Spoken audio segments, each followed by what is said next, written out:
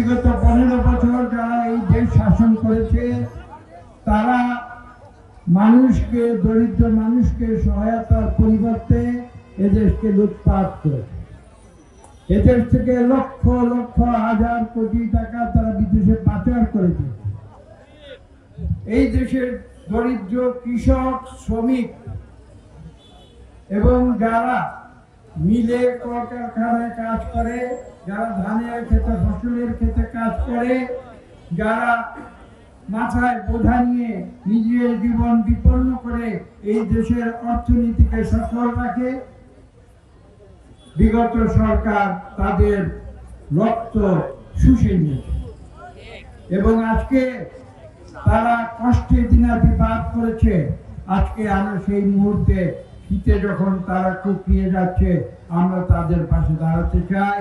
তাদেরকে আমরা সামান্যতম সহায়তা করছি শীত বস্ত্র দিয়ে, এবং আমরা তাদের কাছে এইটুকু বলতে চাই যে আমরা যদি ভবিষ্যতে এদেশ পরিচালনার দায়িত্ব পাই, একটি সুষ্ঠু নিরপেক্ষ নির্বাচনের মাধ্যমে আমরা দেশ শাসন করব না, আমরা মানুষের সেবা করব।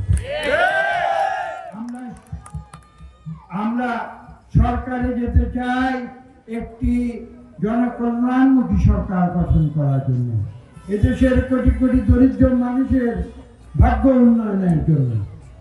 ধনী মানুষের জন্য সরকারের কোনো প্রয়োজন নেই, ধনী মানুষ নিজেরাই তাদের ব্যবস্থা করে।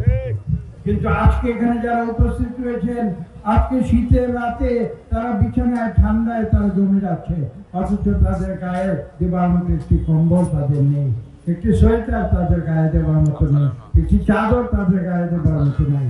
আমরা চাই বাংলাদেশের 18 কোটি মানুষ, তার মধ্যে হয়তো 15-16 কোটি দরিদ্র মানুষ, হয়তো আমি জানি না 1 কোটি ধনী মানুষ আছে, যারা বাকি 18 কোটি 17 কোটি মানুষের রক্ত শুষে খেয়েছে বিগত 15 বছর। আমরা আজকে তাই সেই কারণে আজকে এই দরিদ্র মানুষের পাশে এসে দাঁড়িয়েছি, তারা যেন সত্যিকার ভাবে যা এই দেশকে যারা দিয়েছেন তারা যেন এই দেশের কাছ থেকে কিছু পান, এবং ভবিষ্যতে যদি একটি সুষ্ঠু নিরপেক্ষ নির্বাচনের মাধ্যমে একটি সরকার গঠিত হয়, যদি সেই দায়িত্ব আপনারা আমাদের দেন, আমরা আগামীতে ইনশাআল্লাহ নিশ্চিত করব যে বাংলাদেশে যেন একজন দরিদ্র মানুষ না। সেই অর্থনীতিতে আমরা বিশ্বাস করি, মানুষের কল্যাণের রাজনীতিতে আমরা বিশ্বাস করি, এবং আজকে তাই আপনাদের পাশে এসে আমরা দাঁড়িয়েছি। আপনাদের সকল কষ্ট হয়তো আমরা দূর করতে পারবো না, আমাদের ছোট্ট উপহার আজকে আপনাদের হাতে তুলে দেব। ইনশাআল্লাহ আগামীতে আবার আপনাদের পাশে আমরা দাঁড়াবো। এই পুরো শীতের সময়টা আমরা আপনাদের বিভিন্ন স্থানে, আমরা আমাদের নির্বাচনী এলাকার প্রত্যেকটি ইউনিয়নে, প্রত্যেকটি গ্রামে যদি না পারি, আমরা প্রত্যেকটি ওয়ার্ডে ওয়ার্ডে গিয়ে আমরা আপনাদের যারা দরিদ্র মানুষ, যাদের শীতবস্ত্র নেই, তাদের সহায়তা করার জন্য আমরা প্রতিজ্ঞা করেছি, এবং সেই কার্যক্রম আগামী পুরো শীত আমরা চালিয়ে যাব।